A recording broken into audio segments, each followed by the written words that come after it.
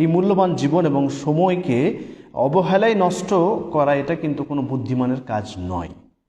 আমরা সকলেই জানি।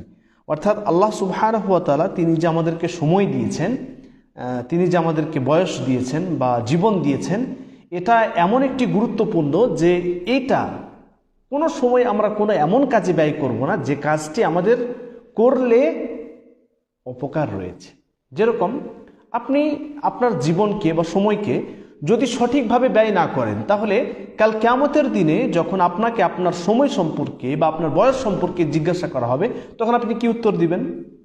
তাই আমাদের সময়কে আমরা কোনোদিনও এমন কাজে ব্যয় করব না যেটা সঠিক নয় বা অনর্থক। কিন্তু দুঃখের বিষয় যে আমাদের মধ্যে কিছু ব্যক্তি রয়েছে, কিছু অসচেতন ব্যক্তি রয়েছে, কিছু দুর্বল প্রকৃতির মুসলিম রয়েছে যারা নিজের সময়কে, নিজের জীবনকে সঠিকভাবে মূল্যায়ন করে না, অনর্থক কাজে তারা ব্যয় করে। আর সেই অনর্থক কাজগুলির মধ্যে নানানভাবে আমরা জড়িত হয়ে পড়েছি। সেটা সোশ্যাল মিডিয়ার মাধ্যমে আমরা আবিষ্কার করেছি বা জেনেছি, বা অমুসলিমদের কাছ থেকে আমরা জেনেছি। সেটা যাই হোক না কেন, যেদিক থেকে আমরা আবিষ্কার করেছি না কেন, সেটাতে আমরা যুক্ত হয়ে গেছি। সেটা হচ্ছে নববর্ষ, নতুন বছরকে কেন্দ্র করে আমাদের কিছু উদযাপন করা, কিছু খুশি প্রদর্শন করা, কিছু নাচ গান করা, কিছু ইত্যাদি এমন জিনিস করা যেটা শরীয়তের দৃষ্টিকোণে হারাম।